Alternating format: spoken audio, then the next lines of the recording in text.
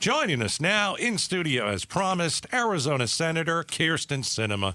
Senator, how's it going? It's going well. Good to see you again. It's good to be here. I haven't seen you since pre-pandemic, I believe, That's in right. studio. That's right. We talked on the phone several times during the pandemic, did. but this is our first time back together in person. Yeah. You're an independent. You haven't changed a bit. I haven't changed a bit. Do I? How about Bruce? Is he? We get better looking every day. That's the goal. I know, right? I mean, fingers crossed. Well, speak for yourself. I appreciate that. Thank you. You've changed a little bit. You got a new party. I haven't changed at all. Okay. You know, should be no surprise to folks across Arizona. I've been serving as an independent voice for our state for quite some time. Just made it official with a party registration change this morning. So pretty interesting. I'm going to take you back to 2018. You were here in studio. I was sitting in your seat, actually. Okay. Right, That's right here. right. That's All right. right. She right remembers there. that. Here's what I asked you, Senator. We're going to replay this. Here we go. Representative Sinema, are you a Democrat? I am. Proud Democrat? Gosh, it's hard to say proud. I don't know that. I'm not sure that people are even proud of parties anymore because I feel like the parties are not doing a good job. So I would say that I'm a proud Arizonan. That's something I'm very proud of. I'm not particularly proud of the parties. You're a proud independent now? That's correct. You know, in Arizona, there's, so many of us who feel exactly the way that I said to you back in 2018, that, people aren't particularly proud of the parties. Right. You know, the national parties have been focused so much on trying to get one over on each other and fighting with each other and trying to, beat each other, that they've lost focus on really solving problems for people in our country. And as we know here in Arizona, people who aren't affiliated with a party are the largest group of voters in our state. None of us really fit well in a party structure anyway. And so for me, it was about being true to my values as an Arizonan, and I think true to the values that I represent in Arizona on behalf of Arizonans back in Washington, D.C. Senator, along those lines, I remember something a predecessor of yours, Senator Flake, said. And I remember it always stuck with me that one of his frustrations in the Senate was there was no currency in compromise. I always remember that phrase, no currency in compromise. Yeah. Is that the same today? And if so, how does becoming an independent help?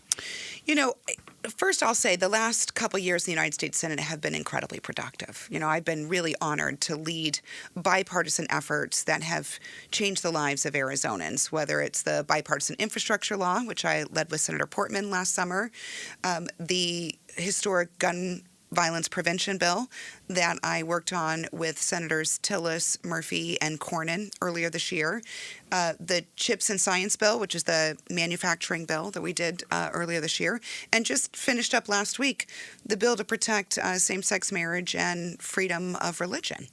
All of those were bipartisan victories. We've done a lot of work in the last couple of years, but the pressure to not do that has been tremendous from these large kind of structures that have been pulling each party farther to the edges. And we've seen it not just in the United States Senate, we see it in the U.S. House, we see it at home here in Arizona. And I think it's not good for our country. I think it's not good for our state. And most importantly, I don't think it's reflective of who we are as people. You know, when I hear from folks, whether it's at the grocery store, out in the park, what they say to me is, can you just go get some stuff done? You know, Arizonans want a government that's going to solve their problems, make things a little bit easier, and then get out of the way. What they don't want is this endless gridlock and talking heads yelling at each other on TV. Senator Kyrsten Sinema is joining us in studio, now a member of the Independent Party. Okay, some Arizona Democrats who voted for you, they feel a little bit like you dumped them today. How do you talk to them? What do you say to them? Because they feel a little bit, wait a second, I thought you were with us and now you're an independent. Well, Gatos, nothing's going to change about how I do my work in Washington, D.C. I'm still going to show up to work every single day focused on solving problems. And what I've shown is that we've got an extraordinary ability to actually get stuff done. So I'm going to keep going to work, doing exactly what I do, focused on delivering results. For folks who are thinking to themselves, is this the person I voted for? The answer is yeah. When I ran for Senate in 2018, I specifically said that I would be an independent voice for Arizona. It's exactly what I've done. And in my campaign stops, in my debate, in all my messaging, talking to folks, I said, I'll never bend to party pressure. I won't toe the line for one party or the other. I will always do what's right for Arizona. And that's exactly what I've done. And it's what I'm going to keep doing. Senator Sinema, along those lines, that now that the Democrats still have quote unquote control of the Senate, which means they have one more person on every committee. Also, committee assignments, committee chairs, of which you're on some very important committees, dare I say. Is there any danger of you losing some of that? Speaking about, doing things for the state of Arizona, are you fearful of, dare I say, backlash from Democrats saying, well, if you're not one of us, we're going to replace your seat? Well, to be clear, I wasn't thinking about, what the partisan consequences would be. What I was really thinking about when making this decision was about being true to my values and the values of Arizona. That being said, I did ask Majority Leader Schumer to allow me to retain my committees, and he agreed. Okay, great. Kyrsten Sinema is joining us in studio, the newest member of the Independent Party. Okay, what about a strategic decision to do this? So you're now that you're an independent, you get to skip the primary in 24, and you'll go right to the general election. So some are saying that's a strategic decision. If you were to run against a Democrat, who knows what would have happened? Ruben Gallego has been shooting his mouth off about you. If you had to take him on, would people here in Arizona who are farther left vote for him and leave you out in the cold? It's got to be somewhat of a strategic decision, right? Well, I think you'll be sorely disappointed to know that I have made no political strategic decisions here. I'm making decisions 100% based on my values and what I believe in. But you also want to be reelected if you decide to run again, which I assume you want to run again, but you haven't said that you will. I'm not talking at all about electoral politics. I am focused 100% on doing the work that Arizonans sent me to Washington, D.C. to do. And again, as I've said, I think we've been very, very effective at doing it. But there's so much left on the table. As you guys know, right now, we're working to try and finish the defense bill, which is the bill that funds the men and women in military, make sure that they get paid well and they have housing and health care, et cetera. We've got an end-of-the-year budget to finish. And as you guys know, I'm working on what I hope could be a historic immigration compromise with my friend, Senator Tom Tillis of North Carolina. So my plate is real full right now, which is exactly the way I like it. Yeah. Everyone knows, I always ignore the chattering political class. I don't engage in the partisan bickering. I don't do the tit for tat on social media. Put my head down, I do the work. It's exactly what I'm doing now. It's what I'm going to keep doing. And I'll let the pundits just pontificate about whatever they want. What do you think John McCain would say today? You're an independent now, moved from the Democratic Party. What would he say to you? John and I enjoyed a good relationship when he was serving as our state's senior senator and I was a member of the U.S. House. We didn't agree on all issues. We agreed on some, but not everything. But boy, he gave me some great advice over the years, mostly to stop talking and listen more, which I took. But the advice that he always gave me was to find your North Star, and be true to what you believe in. He was always willing to do what was right for our state, even when other people weren't always delighted with it. And I couldn't I couldn't be more proud of the work that Senator John McCain did over his years of service. I don't know what he would say today, but I will tell you I sure miss him. I miss him every day. You're here. Yeah. We're going to continue along with the senator. She's decided to stick around for a second segment. And when we come back, we're going to talk about Brittney Griner, what happened yesterday. If she would have made the same move that Biden did, plus she's got this big immigration deal that she's working on. Looks pretty good to me. We're going to jump into that. The newest member of the Independent Party. How about that? Oh, I also hear you guys are having a holiday party soon. You missed it. It's over. Are there any leftovers? I can get you some leftovers, Senator. Gatos has cookies. That's all I'm going to say. I got cookies for my wife. You want a cookie? No, I'm not cookies. taking your wife's cookies. Why not? She's No, for everybody. Not taking your wife's Delicioso. cookies. Okay. All right, we'll continue along with the senator coming up next on KTAR. All right, we got Bruce St. James in here for Chad. We've got Arizona Senator Kyrsten Sinema in studio. Senior senator. Senior senator. Goodness gracious, how awful am I? Does that tick you off when people don't even call you the senior senator? You get mad? It does not. All right, no It more. may surprise you, Gatos, to know that I don't care. I don't. All right, no longer a Democrat. She is a member of the Independent Party. Let's get to some of the news. Brittney Griner. Right call, wrong call. I think we're all glad that she's home. We are so glad that did we she give up is too home. much with this bad guy, this boot guy? You know, this guy's a bad guy, but Brittney Griner's situation was deteriorating, and we all knew that. So I am just so grateful that the administration took decisive steps to bring her home and to bring her home safely. We know she's now home. She's in Texas. She's getting medical care and medical attention, and I'm just incredibly relieved for her family, and for all of us in Arizona who've been for so many months worried about Brittney Griner's health and her fate. But we put a guy back on the street that could kill thousands of people. He's an arms dealer. He's as bad as they get. That's what I worry about. Yeah. I'm not here to second guess the administration's decision. I wasn't a part of those negotiations, so I don't think it's appropriate for me to say what they should have done or could have done. What I can say is that I am incredibly relieved that Brittney is home safe. You haven't talked to her? Will you call her? Oh, gosh, I'm going to let her get settled. You know, she hasn't seen her loved ones for many months. The pain and the stress and frankly that we don't even know what she's gone through. Yeah. It's going to take a lot of time for her to really get her health back, her physical health and her mental health. So I hope that all of us just send supportive, kind messages to her. And frankly, I think we could all use with some depolitization. I know it's surprising to hear me say that.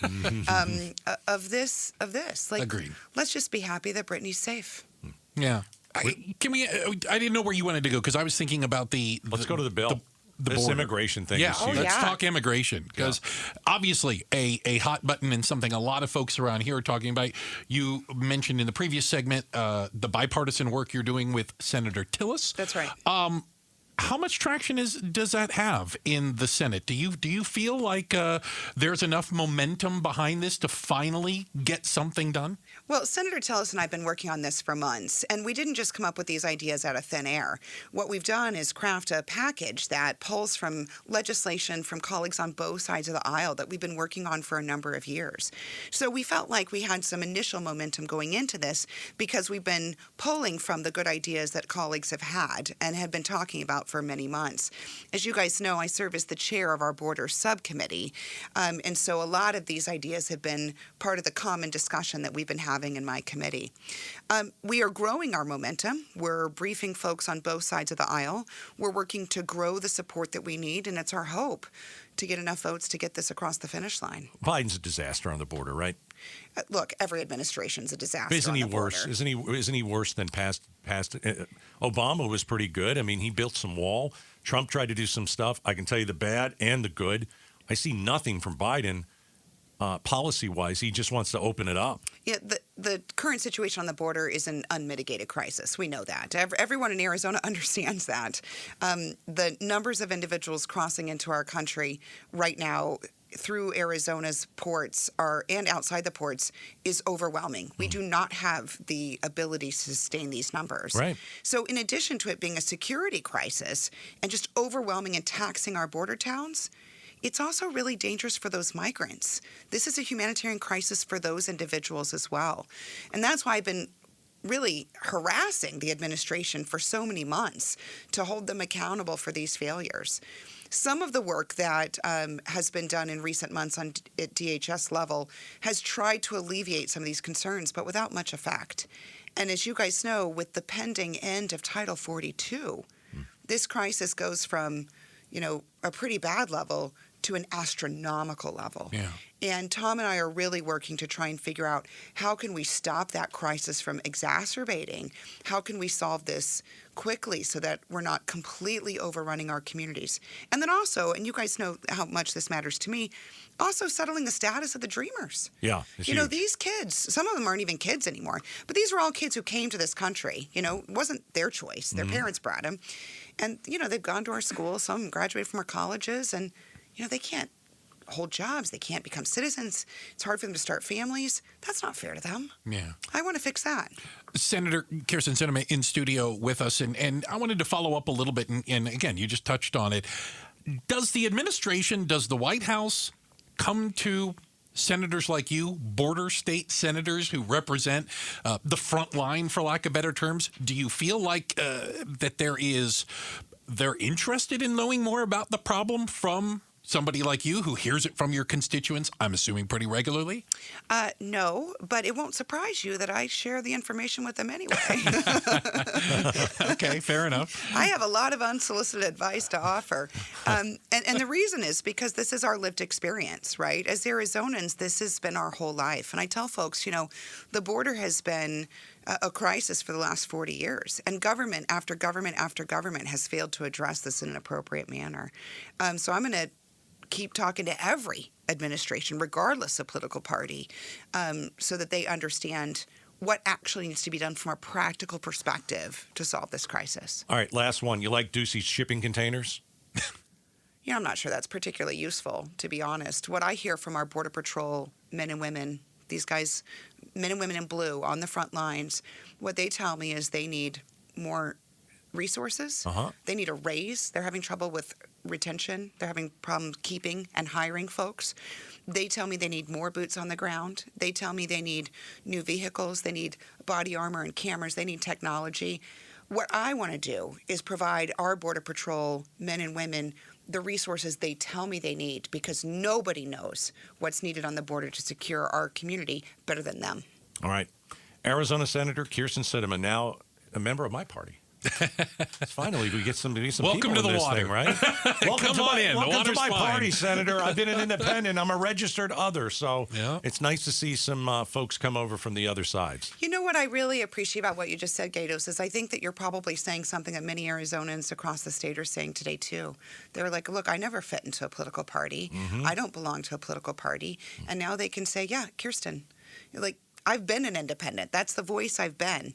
And now they know that there's someone who's standing up with them and saying it doesn't have to be just Team A or Team B. It doesn't have to be red shirts versus blue shirts. It can be us actually working together to solve problems. Great to see you. Have a great Christmas and a new year, and we'll talk to you in 2020. What is it going to be? 24? 23? Don't skip a year. Let's skip a year. No, we got a whole lot to do. I need the Hey, well, time. good luck. Good luck. Go Awesome. get that stuff done. Thanks, guys. All right.